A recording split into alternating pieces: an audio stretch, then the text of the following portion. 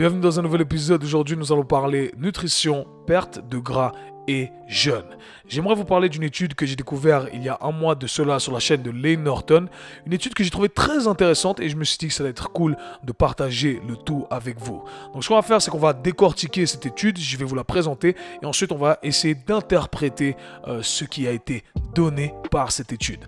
Alors, pour ceux qui ne sont pas familiers avec le terme étude scientifique, qu'est-ce que c'est? Pour la faire très simple, une étude scientifique, c'est tout simplement une expérience qui est menée avec certaines contraintes. Les scientifiques, les chercheurs émettent une hypothèse et ensuite ils vont chercher à tester cette hypothèse. Il y a plusieurs façons, bien entendu, de tester ces hypothèses pour ensuite interpréter les résultats qui ont été donnés par cette expérience. Alors, vous allez retrouver plusieurs critiques face aux différentes études en disant que certaines études sont précises et moins précises. Et je suis le premier à faire ça, à critiquer les études scientifiques. Alors pourquoi on se permet de critiquer les études scientifiques, vous allez me dire? Aujourd'hui, on trouve de tout dans les études scientifiques, donc des résultats qui s'opposent complètement. Et là, vous vous dites, mais comment c'est possible? Eh bien, je vais vous l'expliquer et ça va vous expliquer également pourquoi on doit être critique face aux études scientifiques et tout simplement pas se contenter de dire, ah, cette étude dit ça, donc voilà, c'est comme ça. Non. Pourquoi? Parce que toutes les études scientifiques ne prennent pas en considération tous les facteurs et ne contrôlent pas toutes les variables qui pourraient influencer les résultats de l'expérience.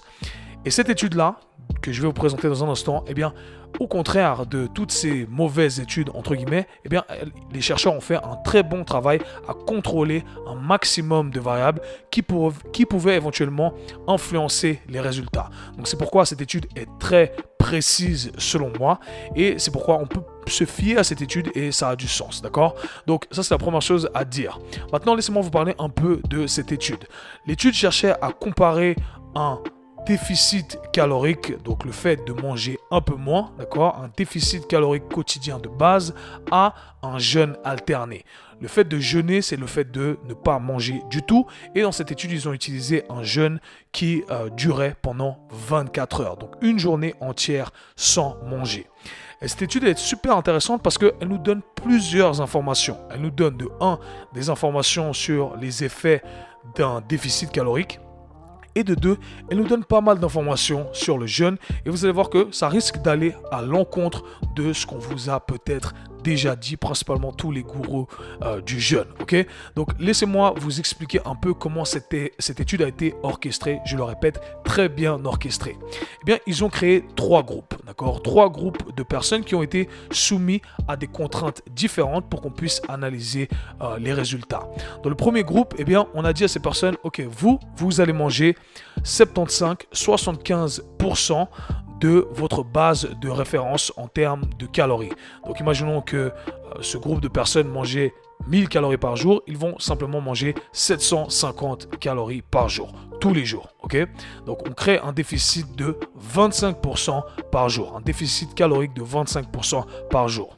Ensuite, on a un deuxième groupe. Dans le deuxième groupe, on a dit à ce groupe-là, vous allez faire un jeûne alterné de 24 heures et vous allez également être soumis à un déficit calorique de 25% également.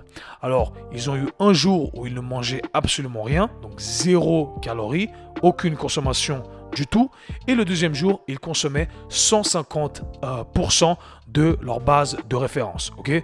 Donc, à la fin de la semaine, lorsqu'on regarde le groupe 1 et le groupe 2, eh bien, ils consomment exactement la même chose. Le groupe 1, 75%, 75% tous les jours. Le groupe 2, 0, 150%, 0, 150%. Ok?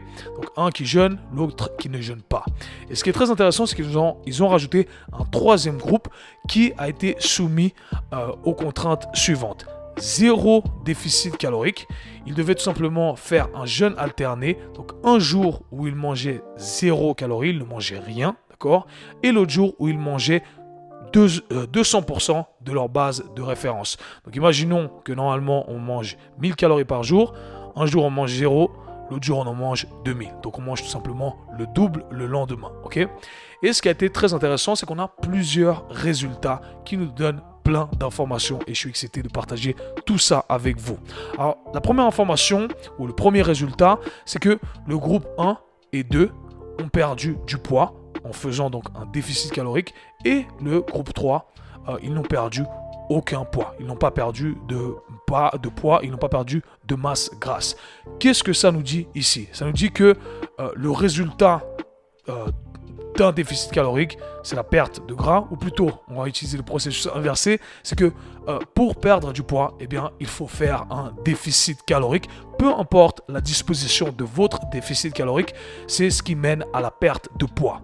Et ça nous dit également que non, le jeûne en soi, juste le fait de jeûner, de ne pas manger, de ne rien manger du tout, eh bien, ça ne mène pas à une perte de poids. Et ça, on le sait parce que le troisième groupe qui mangeait 0 puis 200% de leur base de référence n'ont pas perdu de poids. Donc ça, c'est super, super, super important.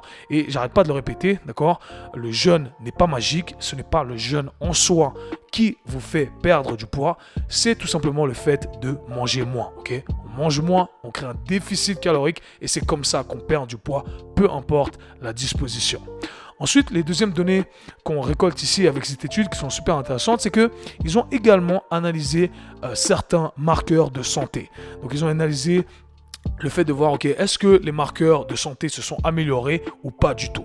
Et là, on retrouve également des données intéressantes sur le jeûne. Ils ont remarqué que les gens, les groupes 1 et 2 qui ont été soumis à un déficit calorique ont eu une amélioration dans leurs marqueurs de santé. Mais, attention, le groupe 3, qui a également fait un jeûne alterné, n'a eu aucune amélioration sur ces marqueurs de santé. Qu'est-ce que ça nous dit ici? Eh bien, ça nous dit encore une fois plusieurs choses. Ça nous dit que le jeûne en soi, juste le fait de jeûner, n'améliore pas vos marqueurs de santé, contrairement à ce que tous les gourous disent partout, ok? Tous les gourous du jeûne intermittent ou du jeûne, etc., etc. En soi, ça n'améliore pas vos marqueurs de santé. Et ensuite, on a également l'information suivante. Simplement le fait de manger moins et de créer un déficit calorique par rapport à sa base de référence, juste le fait de faire ça, peu importe la disposition de comment on le fait, eh bien, ça améliore nos marqueurs de santé.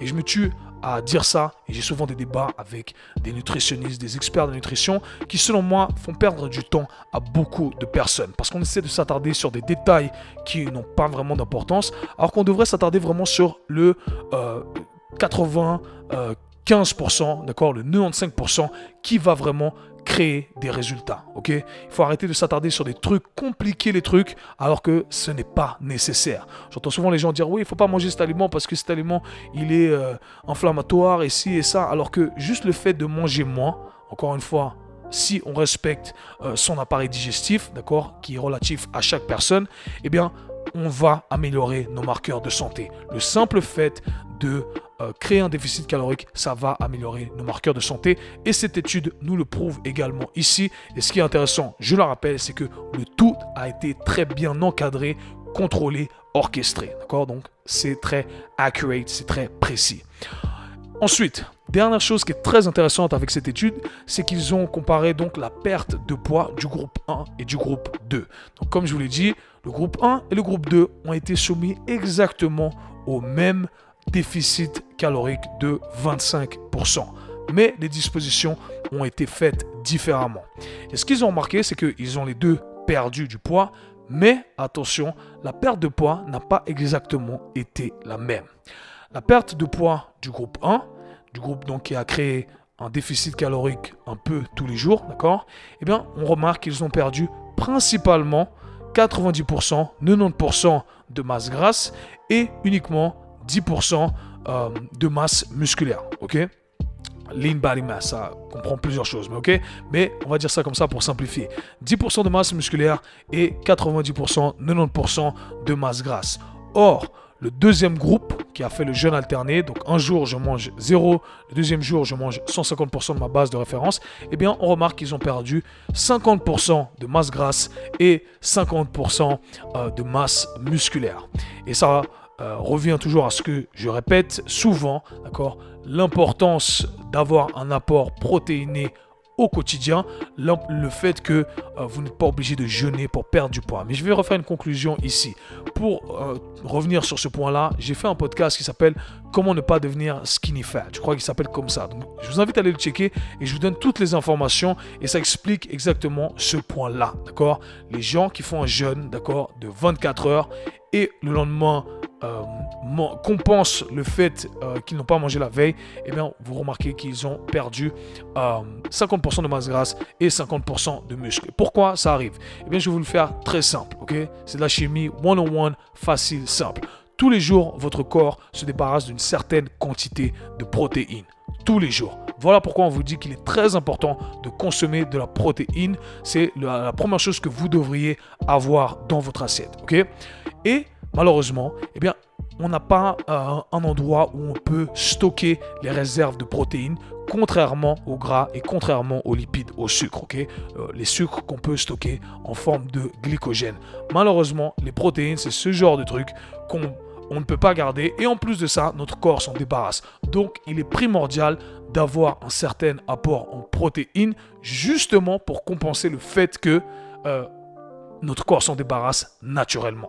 Donc, si on veut faire une bonne perte de poids, d'accord, on veut perdre un maximum de masse grasse en minimisant la perte de masse musculaire. Et pour ce faire, eh bien, on doit avoir un certain apport en protéines, d'accord, et surtout, on ne veut pas utiliser de régime hardcore.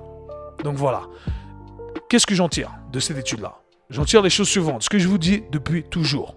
Première chose, pour perdre du poids, il faut tout simplement créer un déficit calorique.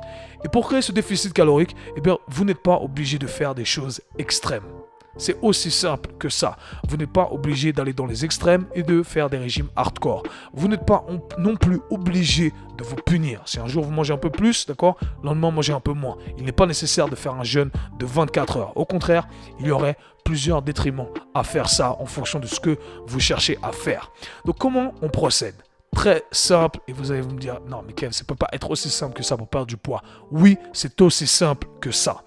Je vous donne un exemple concret, le mien, d'accord? Si moi, demain, je décide de créer ce déficit calorique, d'accord, de X pourcentage, d'accord? Voilà comment je vais procéder. Le matin, tous les matins, j'ai le même petit déjeuner. Je mange 100 grammes de flocons d'avoine. À midi, je mange 150 grammes de riz. Je la fais très simple. Le soir, je mange 180 grammes de pâtes. Au lieu de me dire, je vais couper le riz, les pâtes, les flocons d'avoine et je vais manger 3 feuilles de laitue qui se courent après parce que c'est comme ça qu'on perd du poids. Non, ça ne marche pas, ce n'est pas soutenable et on n'a pas les apports en nutriments nécessaires. Voilà comment je procède. Le matin, au lieu de me faire 100 grammes de flocons d'avoine, je vais me faire 80 grammes de flocons d'avoine. À midi, au lieu de me faire 150 grammes de riz, je vais me faire 130 grammes de riz. Le soir, au lieu de me faire 180 grammes de pâtes, je vais me faire 160 grammes de pâtes. Éventuellement, au lieu de me faire la canette de coca entière à midi, je vais me faire la moitié de la canette de coca. Aussi simple que ça. Je ne dis pas que c'est ça que je consomme, parce que je vais voir venir les autres. C'est tout simplement aussi simple que ça. Diminuez un petit peu au quotidien, comme le groupe 1 l'a fait. Vous allez perdre du poids, mais surtout, vous allez perdre principalement de la masse grasse si vous maintenez votre apport en protéines élevé, d'accord, et que vous ne tombez pas dans les extrêmes. Maintenant, vous allez me dire, Kev, le jeûne, ça ne sert absolument à rien. Non, c'est pas ça que j'ai dit non plus, d'accord? Juste que le jeûne, ce n'est pas magique pour la perte de poids et ça n'a pas forcément tous les bénéfices, voilà, qu'on propage aujourd'hui, surtout par tous les gourous qui prêchent le jeûne. Quand est-ce que j'utiliserai le jeûne? Eh bien, j'utiliserai le jeûne pour donner une petite pause à mon appareil digestif. Si vous sentez que à tout moment, voilà, vous êtes ballonné, vous ne vous sentez pas bien, ça fait quelques jours que ça ne va pas bien au niveau de votre appareil digestif, eh bien, c'est le moment de lui donner une pause. C'est le moment de se dire, ok, pendant un moment, je ne vais rien manger. Mais en aucun cas, jamais je ne vais utiliser le jeûne pour perdre du poids. Et ceux qui vont me dire, ah, mais mon collègue il a fait le jeûne intermittent ou il a fait tel et tel jeûne et il a perdu du poids. Il n'a pas perdu du poids à cause du jeûne, il a perdu du poids parce qu'il a mangé moins. Il a créé un déficit calorique. Alors le jeûne, ça peut être un outil, mais attention, d'accord, ça peut causer des problèmes également. Si j'en ai parlé dans l'épisode 4, je crois, le jeûne intermittent. Je vous invite à écouter tous ces épisodes. Comment ne pas devenir skinny fat, le jeûne intermittent, les plus et les moins de faire un jeûne intermittent, et la vérité sur la perte de poids. Mes premiers épisodes, j'en parle depuis 2 ans maintenant. Eh bien, dans l'épisode du jeûne intermittent, j'explique que pour certaines personnes, eh bien, ce n'est pas adéquat, d'accord? Comme moi, je sais que si je ne mange pas mon petit déjeuner, eh bien, je vais compenser à midi et peut-être je vais manger encore plus de calories parce que j'aurais tellement été sur la retenue que quand je vais pouvoir manger à midi, eh bien, je vais exploser tout ce que je peux exploser. Donc encore une fois, know yourself, il faut se connaître et à partir de là, vous allez pouvoir prendre les bonnes décisions. Donc c'est comme ça qu'on fait une perte de poids de manière intelligente. La meilleure chose à faire, c'est de travailler avec quelqu'un pour qu'il puisse vous encadrer et surtout de comprendre ce qu'on est en train de faire. Et c'est pourquoi j'ai voulu faire cet épisode-là. Et si je peux donner un conseil en plus, c'est que je vous invite à traquer ce que vous consommez dans un premier temps. Comme ça, vous allez savoir exactement où vous en êtes. Vous allez pouvoir mettre une valeur exacte sur ce que vous consommez et à partir de là, vous allez pouvoir créer le déficit calorique qui vous correspond en fonction de l'agressivité du déficit calorique que vous voulez créer. Donc voilà, j'espère que cet épisode vous aura plu. J'espère que cette étude scientifique que je viens de décortiquer vous aura amené quelque chose. Et si c'est le cas, laissez un like, faites tourner l'épisode, lâchez un commentaire. Moi, ça me donne toujours de la force, ça me fait plaisir. Et dans tous les cas, nous, on se parle très bientôt. Peace.